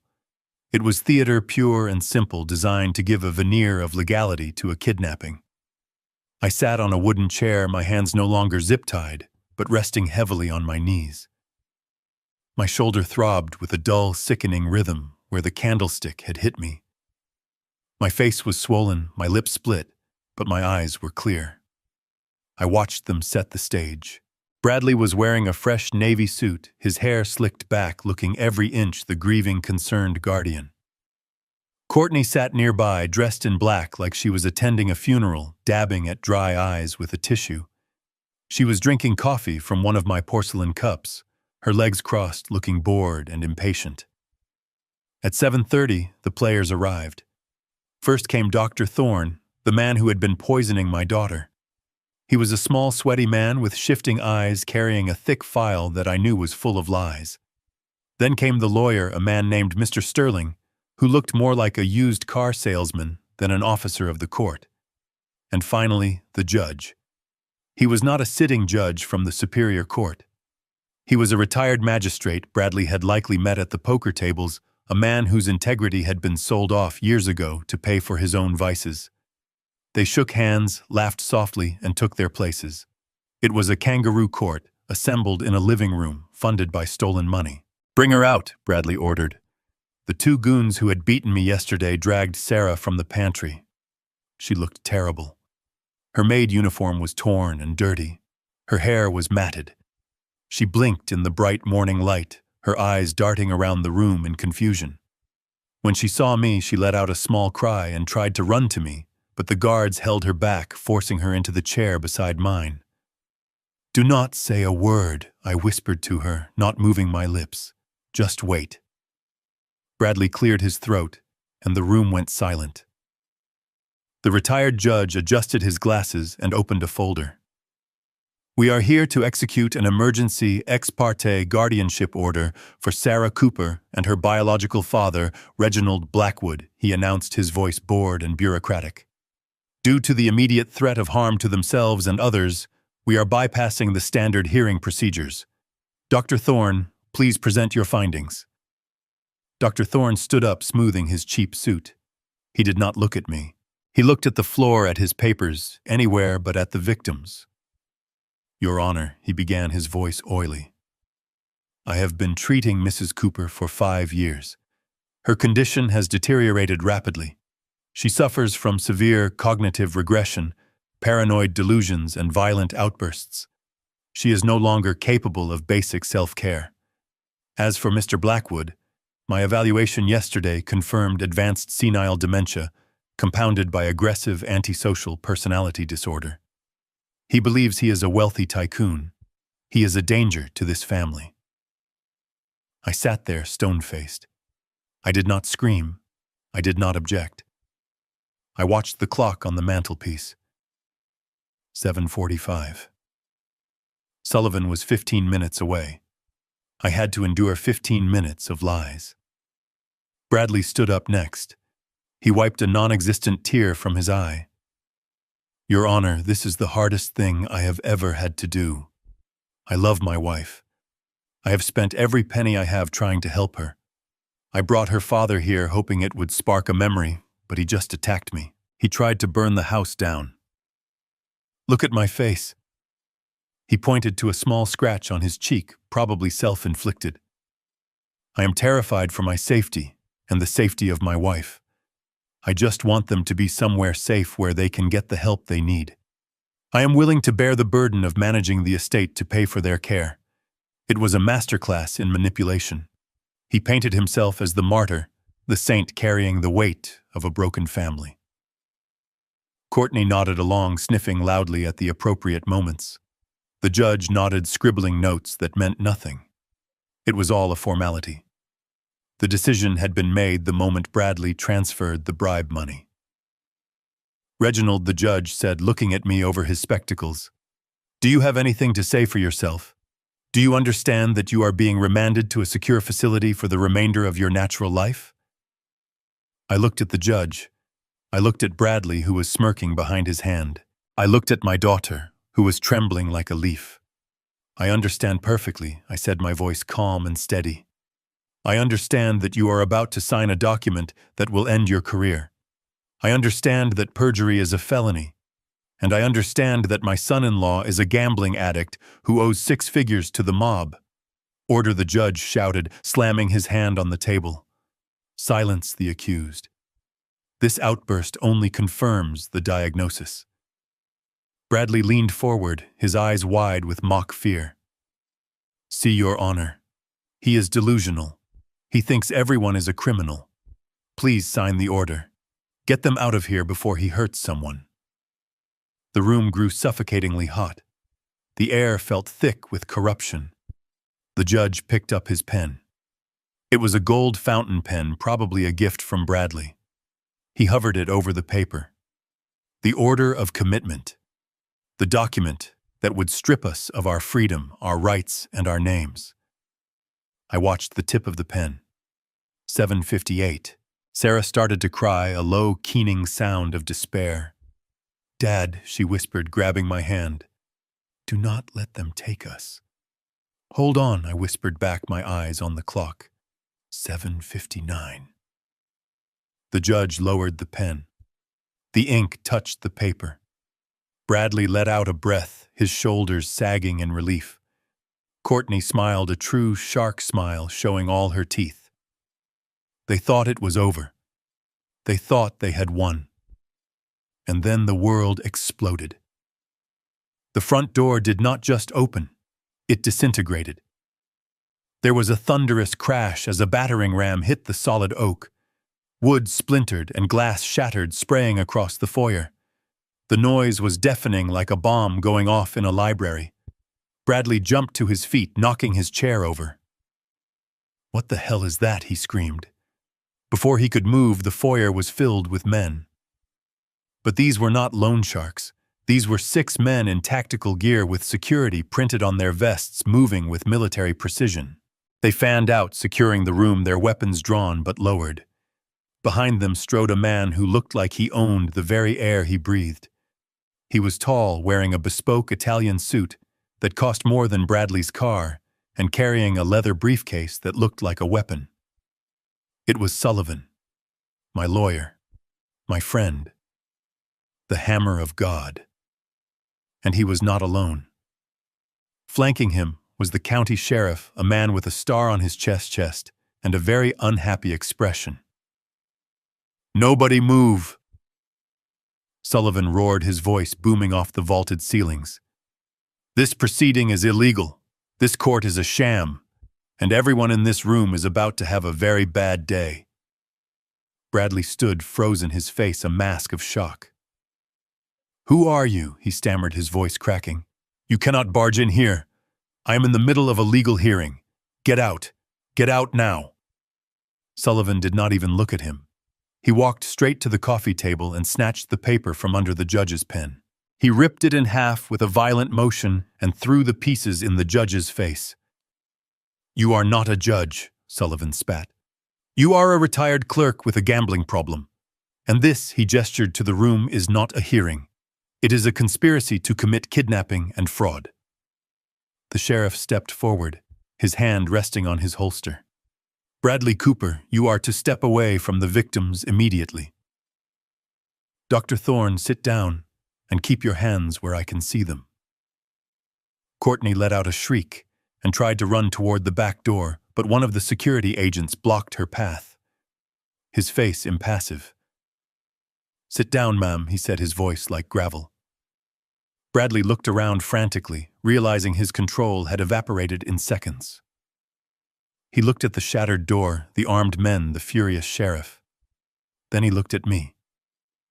I stood up. I shook off the hand of the guard who had been holding me. I straightened my ragged coat. I wiped the blood from my eye. "You asked who he was, Bradley," I said, my voice cutting through the chaos. "He is my lawyer, and he is here to evict the trash." Bradley's face turned a shade of purple I had never seen before. "Evict. You are the trash old man. This is my house. I have the deed. I have the power of attorney. Sheriff, arrest this man. He is trespassing. He is dangerous." Sullivan laughed. A cold, dry sound. "You have a piece of paper, Bradley. A piece of paper signed by a woman you drugged into submission. A woman who did not have the legal right to sign it in the first place." "What are you talking about?" Bradley yelled, spit flying from his mouth. "It was her house. She gave it to me." Sullivan opened his briefcase. He pulled out a thick document bound in blue leather. It looked ancient and important. "Wrong," Sullivan said. 13 years ago, before Reginald Blackwood disappeared, he placed this property and all his assets into an irrevocable dynasty trust, the Blackwood Family Trust. Sarah Blackwood is the beneficiary. She has the right to live here. She has the right to use the funds. But she does not have the title. She does not own the bricks, Bradley. The trust does. And the trust has a very specific clause. Sullivan paused, letting the silence stretch until it was painful. Clause 0. He read his eyes locking onto Bradley's. If the beneficiary is under duress, coerced, or abused, the trustee has the immediate power to revoke all privileges and reclaim the assets. And who is the trustee?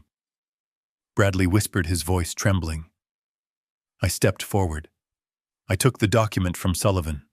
I looked at the man who had tormented my daughter, who had beaten me, who had tried to bury us alive. I am, I said. The color drained from Bradley's face so fast, I thought he might faint. He looked at me, really looked at me for the first time. He did not see the homeless man anymore. He saw the predator. He saw the man who had survived hell and come back to bring it with him. You, he gasped. You are the billionaire, the one who vanished. I am the father, I corrected him, and you are trespassing in my home. Courtney started to cry loud, ugly sobs. Bradley, she wailed. You said he was a nobody. You said we were going to be rich. Bradley ignored her. He was staring at the sheriff, then at the security team, then at the open door where his freedom was rapidly disappearing. It is a lie, he shouted, lunging toward the table, trying to grab the papers. It is a forgery. You are all lying. The sheriff moved faster than a man his size should be able to. He grabbed Bradley by the shoulder and spun him around, slamming him face first onto the mahogany table.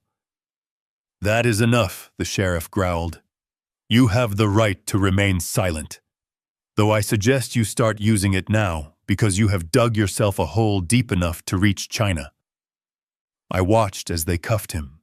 I watched as the arrogance finally died in his eyes, replaced by the cold reality of consequences.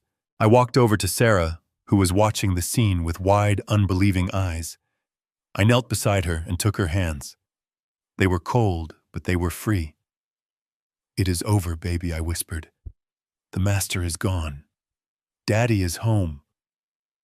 She looked at me, and then she looked at Bradley, writhing in handcuffs.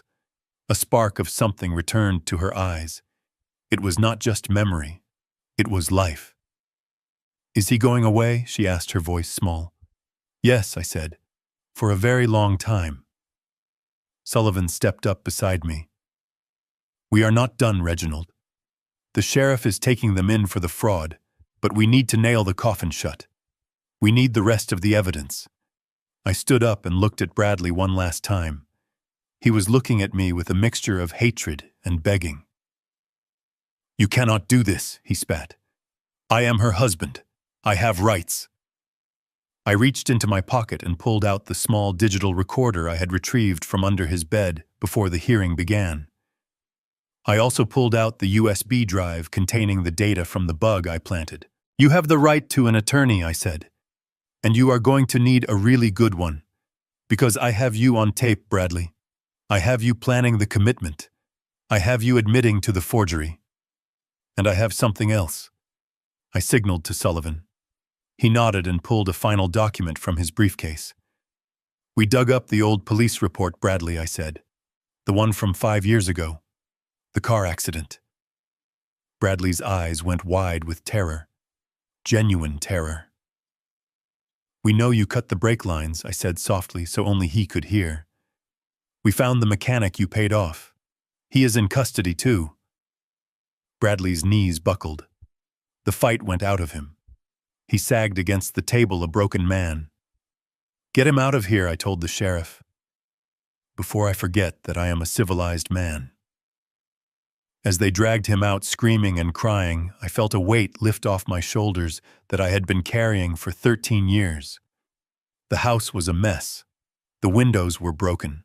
But for the first time since I bought it, the air inside felt clean. Bradley scrambled for the briefcase he had left near the makeshift judge's bench, his hands shaking so violently he could barely work the latches. He pulled out a sheaf of papers, waving them in the air like a shield. "You are lying!" he screamed, his voice cracking with desperation. "Look at this. This is a grant deed. It is signed by Sarah. It is notarized. It is filed with the county recorder. I own this property. It is black and white. It is public record. You cannot just walk in here with some fancy leather binder and declare it void. This is America. Paperwork matters." Sullivan did not even blink. He looked at the frantic man with the kind of pity a lion might feel for a gazelle that does not realize its leg is already broken. "Bradley," he said, his voice calm and resonant, filling the silent room. "You are right about one thing. Paperwork matters. But you have to read the fine print, specifically the title history." Sullivan opened his blue binder and laid it on the mahogany table, smoothing the page with a gloved hand. He gestured for the sheriff to come closer. "Sheriff, if you would be so kind. Look at the original deed of transfer from 13 years ago. Who is listed as the grantor?" The sheriff leaned in, squinting at the document. "It says the Blackwood Dynasty Trust." "Correct," Sullivan said. "And who is the grantee?" The sheriff looked closer. "The Blackwood Dynasty Trust." "Exactly," Sullivan said, turning his gaze back to Bradley. "You see, Bradley, when Reginald bought this house, he did not buy it in his name. He did not buy it in Sarah's name. He bought it in the name of a legal entity designed to exist in perpetuity, an irrevocable trust. Do you know what irrevocable means, Bradley? It means it cannot be changed, it cannot be altered, and it certainly cannot be signed away by a beneficiary who does not hold the title." Bradley was breathing hard now, sweat pouring down his face. "But Sarah lived here," he stammered. "She signed the transfer. She acted as the owner. She acted as the occupant." Sullivan corrected him sharply. "The trust granted her usage rights, the right to live here, the right to enjoy the property. But usage rights are not ownership rights. You cannot sell what you do not own. It is like renting a car and trying to sell it to a dealership. It is not just impossible, it is fraud. The document you have in your hand, the one you forced her to sign, is worthless. It is a piece of paper signed by a tenant claiming to be a landlord. The county clerk only accepted it because you forged the supporting affidavits, but under scrutiny, it dissolves like smoke." I watched Bradley trying to process this. His entire scheme, his entire future was built on that piece of paper.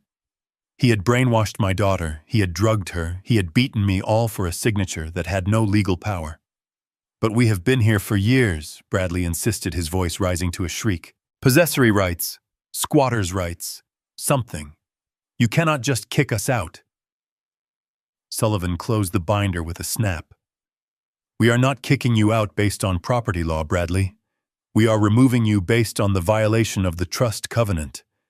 When you married Sarah, you signed a prenuptial agreement, did you not?" "I did," Bradley said quickly. "But that was voided when she became incompetent." "That is what my lawyer said." "Your lawyer is an idiot," Sullivan said. "The trust supersedes the marriage, and the trust has very specific rules about who is allowed to reside on the premises." Sullivan turned a page in the binder. He looked at me and gave a small, almost imperceptible nod. It was time for the final nail. "Read it," Sullivan said to me. "Read them, clause 0. I stepped forward. The pain in my shoulder was a dull roar, now eclipsed by the adrenaline of victory. I looked at the document Sullivan held out. I did not need to read it. I had written it. I had dictated these words 13 years ago in a lawyer's office in Zurich, knowing that the world was a dangerous place and that my daughter needed armor, not just walls. Clause 0, I recited from memory, my voice filling the foyer. In the event that any beneficiary or resident of the trust property engages in acts of physical abuse, psychological manipulation, chemical coercion, or financial duress against another beneficiary. The trustee retains the absolute right to trigger immediate expulsion. All assets, privileges, and access are revoked retroactively. The offender is deemed a hostile combatant against the estate and is liable for all damages incurred during their occupation. The color drained from Bradley's face until he looked like a wax figure. He looked at Courtney, who was frozen near the door. He looked at the sheriff, who was now unholstering his handcuffs. Retroactively, Bradley whispered, "What does that mean?" "It means," Sullivan answered, "that you have never legally lived here. It means for the last 5 years, since the abuse began, you have been trespassing. It means every dollar of the trust's money you spent on cars, on clothes, on gambling, was theft. It means you do not just leave with nothing. It means you leave with a debt you can never repay." Bradley dropped the deed. It fluttered to the floor, landing in the broken glass of the front door. He backed away, shaking his head. No, this is a trick. You are just a homeless man. You cannot be the trustee. You are dead." I looked at him. I looked at my dirty coat, my worn boots, the coal dust on my hands. He was right. I did look like a homeless man. I looked like a victim, and victims do not strike fear into the hearts of men like Bradley. It was time to shed the skin. Sullivan reached behind the security team and picked up a garment bag that one of the guards had been holding. He walked over to me and unzipped it. Inside was a charcoal gray suit, bespoke tailored from Italian wool, a crisp white shirt, a silk tie, and a pair of polished Oxfords that cost more than Bradley's Porsche. I took off the ragged coat and let it drop to the floor. It landed on top of Bradley's useless deed, burying it in filth. I unbuttoned the flannel shirt I had worn for weeks, revealing the scars on my chest from my time in captivity. I grabbed a bottle of water from the table, poured it into my hands, and washed the coal dust and dried blood from my face. I slicked back my gray hair. I dressed right there in the foyer. I put on the white shirt, buttoning it with steady hands. I pulled on the trousers. I tied the tie in a perfect Windsor knot without needing a mirror. I shrugged into the jacket, feeling the familiar weight of quality tailoring. It fit like a second skin. Finally, I stepped into the shoes. When I looked up, I was not the old man from the basement anymore. I stood taller. My posture shifted. The hunch I had feigned was gone, replaced by the bearing of a man who had built skyscrapers and commanded boardrooms. I adjusted my cuffs and looked at Bradley. The transformation was physical, but the effect was psychological. Bradley stared at me as if he were seeing a ghost manifest into flesh. He saw the power now. He saw the authority. He saw the monster he had poked. "Reginald Blackwood," I said, my voice dropping to the low, commanding timbre that used to silence negotiating tables. "Chairman of Blackwood International, trustee of the Sarah Blackwood estate, and your executioner." Bradley fell to his knees. It was not a choice. His legs simply gave out. He looked up at me, terror streaming from his eyes. "Please," he wheezed. "Reginald. Mr. Blackwood. I did not know. I swear I did not know. We can work this out. I can pay you back. I can work. I will do anything." I walked over to him. The sound of my expensive shoes on the marble was sharp and authoritative. I looked down at him with zero empathy. "You can pay me back?" I asked. I turned to Sullivan. "What is the current valuation of the damages, Sullivan?" Sullivan pulled a calculator from his pocket.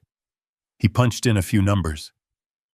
"Well, sir, factoring in the theft of funds, the unauthorized sale of assets, the physical damage to the property, the medical costs for Sarah's recovery, and the punitive damages triggered by Clause 0, which mandates a 10 times multiplier for abuse."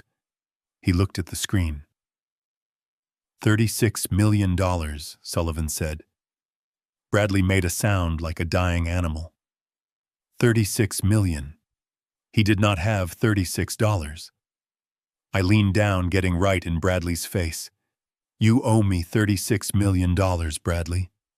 And since you cannot pay, I am going to take it out of your future. I am going to garnish every paycheck you ever earn. I am going to seize every asset you ever acquire. You will never own a car again. You will never own a home again. You will work for the rest of your miserable life, and every cent will come to me. I stood up and turned to Courtney. She was trying to make herself small, trying to disappear into the wallpaper. And you, I said. She jumped. I was just the employee, she stammered, her arrogance gone, replaced by a pathetic survival instinct. I did what he told me. He said he owned everything. He said Sarah was crazy. I am a victim too. I laughed. It was a harsh sound. You are wearing my daughter's necklace. You are wearing her clothes. You helped him poison her. You kicked me when I was down. I pointed to the door. Run, I said. Courtney looked at me, then at Bradley kneeling on the floor crying. She looked at the necklace around her throat. She fumbled with the clasp, tearing it off and throwing it onto the table. I am leaving, she said. I am leaving him. I never want to see him again. She did not even look at Bradley. She grabbed her purse and ran for the shattered door, her heels clicking frantically on the marble. She was a rat fleeing a sinking ship. Bradley watched her go, his hand reaching out weakly. Courtney, he whispered, do not leave me. She was gone. He was alone, surrounded by the police, the lawyers, and the family he had tried to destroy. I looked at the sheriff. He is all yours, I said. The sheriff stepped forward, pulling Bradley to his feet. He slapped the cuffs on him tight. Bradley Cooper, you are under arrest for fraud, embezzlement, elder abuse, and conspiracy. As they dragged him toward the door, Bradley started to scream. But it was not a scream of anger anymore. It was the scream of a man who realized he had just woken up from a dream into a nightmare he would never escape. I turned to Sarah. She was sitting in the chair watching me. She looked at the suit. She looked at my face. She smiled a small, tentative smile. You look nice, Dad, she whispered. I walked over to her and knelt down, ruining the crease in my trousers. I took her hands. It is over, honey, I said.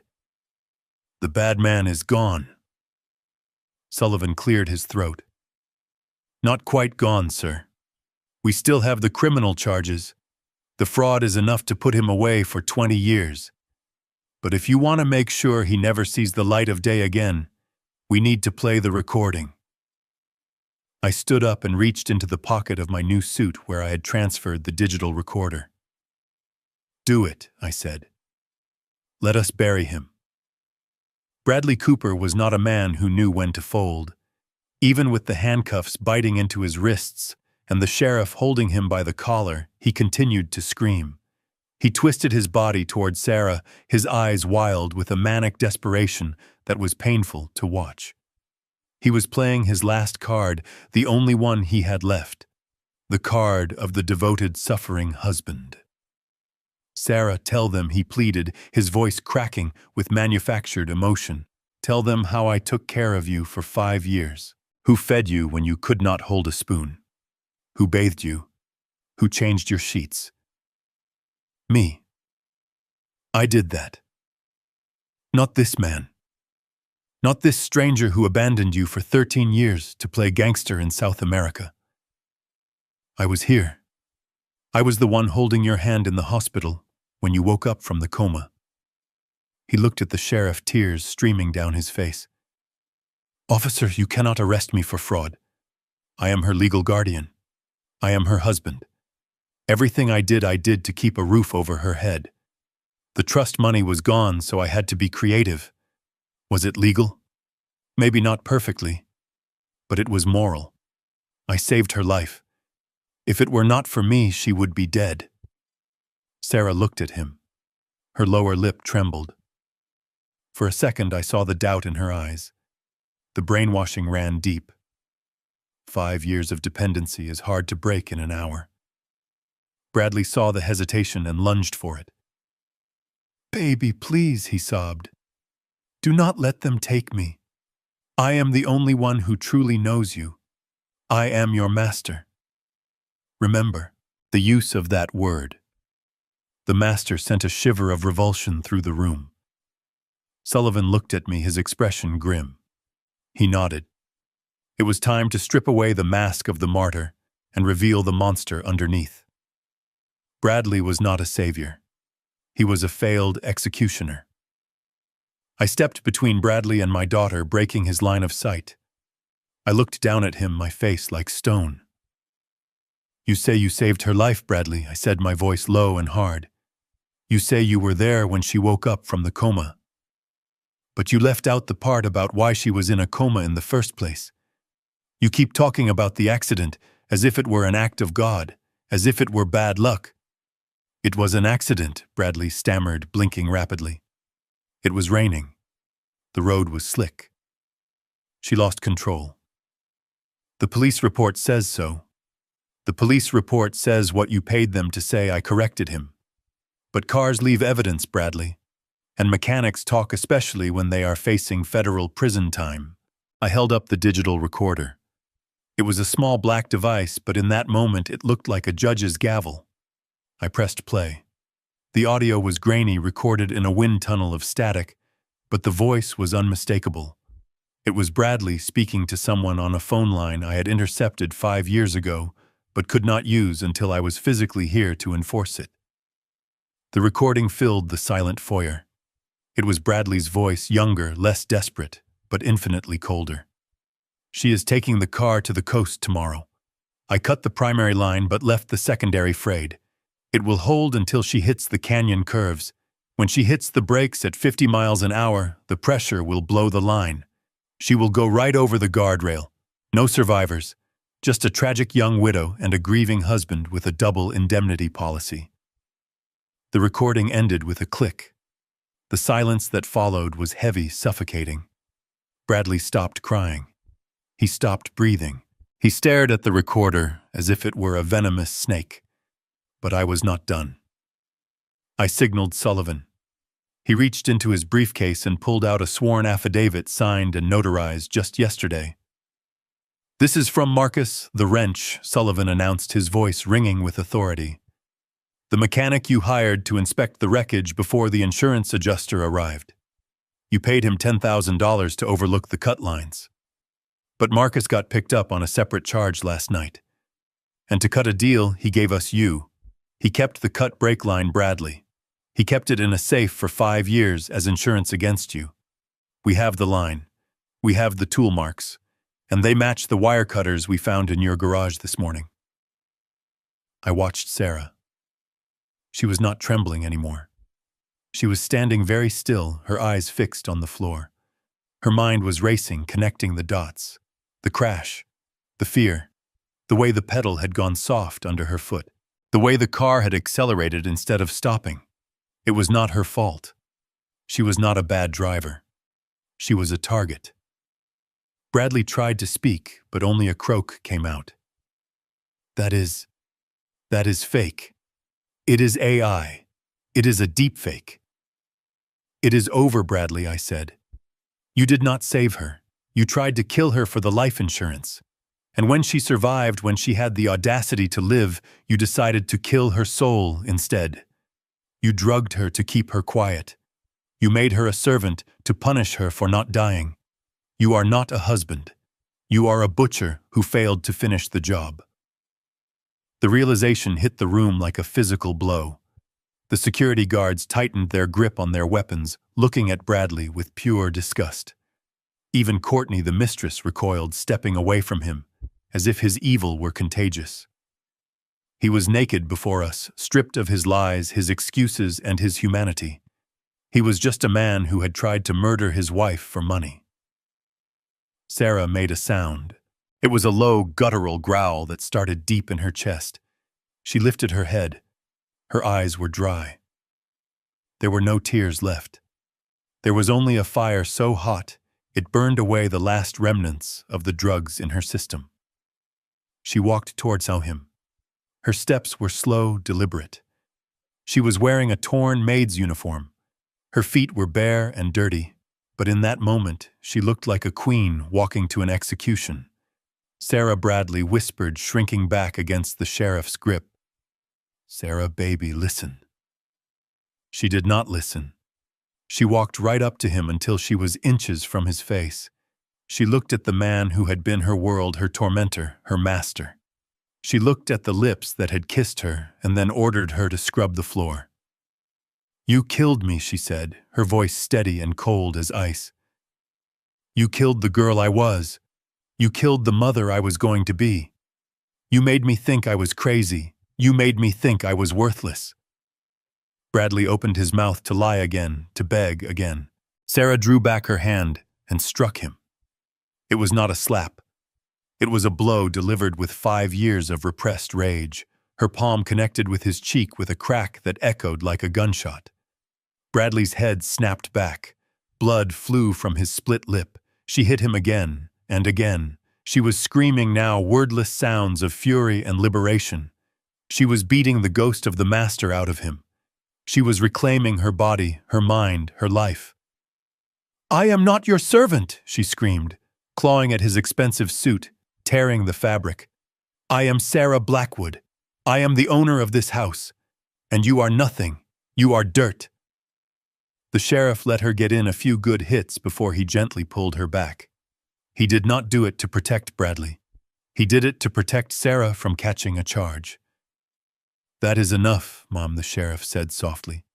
"He is not worth bruising your hands." Sarah collapsed against me, sobbing into my chest. I wrapped my arms around her, shielding her from the sight of the man who had broken her. I felt her shaking, but it was not fear anymore. It was the release of a prisoner who had finally walked out of the jail cell. "Get him out of here," I roared over her head. "Get him out of my sight before I kill him myself." The sheriff nodded to his deputies. They hauled Bradley up. He was limp, bleeding from his lip, and his nose, his eyes vacant. The fight was gone. The con was over. "Wait," Bradley mumbled as they dragged him toward the shattered door. "Wait. Dad. Reginald. Please." He looked at me with eyes that begged for a miracle, for a loophole, for mercy. "I am family," he wheezed. "We are family. You cannot send family to prison." I looked at him. I looked at the wreckage of my home. I looked at my weeping daughter. "You are right," I said, my voice dead. "We were family. But you filed for divorce the day you cut those brake lines. Take him away." They dragged him out into the bright California sun. He screamed as they shoved him into the back of the cruiser, a primal sound of a man who knows he is going to a cage he will never leave. Courtney was led out after him in a separate car, her head down, her life of luxury over. I stood in the foyer holding my daughter, listening to the sirens fade into the distance. The house was silent again. The nightmare was over. But as I looked at the bruises on Sarah's arms, I knew the real work was just beginning. Justice had been served. Now it was time for healing. And for the first time in 13 years, I was exactly where I needed to be. The sound of the sirens faded into the distance, leaving a ringing silence in their wake. The house stood quiet, its grand foyer a battlefield littered with shattered glass and the remnants of a destroyed life. But it was not over. Not yet. I looked at the debris of Bradley Cooper's existence scattered around my home, the ugly portraits on the wall, the tacky furniture he had bought with stolen money, the lingering scent of his cheap cologne. It felt like a disease that had infected the very bones of the building. "Clear it out." I ordered the security team, my voice echoing in the empty hall. "All of it. I want every trace of him gone." The men moved with efficiency. They tore down the portraits of Bradley and Courtney, throwing them onto the driveway with a satisfying crash. They hauled out the leather sofas, the glass tables, the pretentious statues. It all went into a pile on the front lawn. Neighbors were starting to gather at their windows, watching the spectacle, but I did not care. Let them watch. Let them see the exorcism. I walked to the pile. I pulled a lighter from my pocket, the same Zippo I had carried for 13 years. I flicked it open, the flame dancing in the breeze. "Burn it," I said. One of the guards poured lighter fluid over the heap. I tossed the lighter. The fire roared to life, consuming the symbols of Bradley's reign. The smoke rose into the sky, black and thick, carrying away the last vestiges of his poison. I watched the flames reflecting in the windows of the house. It was not just furniture burning. It was the past. It was the pain. It was the memory of a man who had tried to steal our souls. Sarah stood beside me, wrapped in a blanket one of the guards had given her. She watched the fire, her face pale but calm. "Is it really over?" she asked, her voice barely a whisper. "It is over," I promised, putting my arm around her. "He can never hurt you again." But the physical cleanup was the easy part. The real work, the healing, had to happen inside. I signaled to Sullivan. The helicopter was waiting. We were not staying here tonight. This house needed to be scrubbed, sanitized, and restored before it could be a home again. And Sarah needed care that went beyond a blanket and a hug. We flew to a private medical facility in the mountains, a place of quiet luxury and world-class care. I spared no expense. Sarah was checked into a suite overlooking a pine forest, far away from the smog and the memories of hidden hills. Doctors swarmed around her, treating her malnutrition, her bruises, and the lingering effects of the drugs. I sat by her bedside for 3 days. I watched her sleep. I watched her eat. I watched the color slowly return to her cheeks. On the 4th day, she woke up and looked at me with eyes that were fully present. The drugs were gone. The brainwashing was broken. She was Sarah again. "Dad," she said, reaching for my hand. "You stayed." I squeezed her fingers, fighting back tears. "I am never leaving again, Sarah. I made a mistake 13 years ago. I thought I could protect you by hiding, by building a fortune in the shadows. I thought money was safety.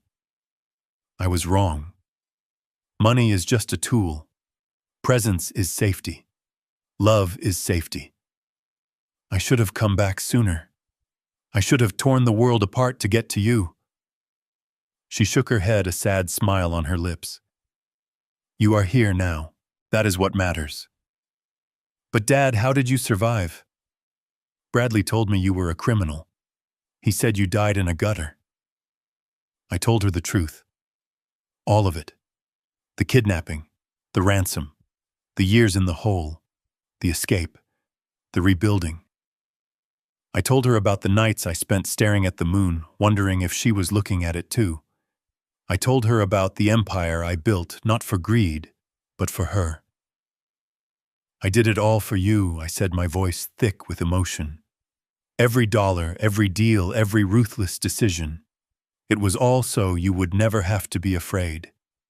And instead, I left you alone with a monster. I am so sorry, Sarah. Can you ever forgive me?"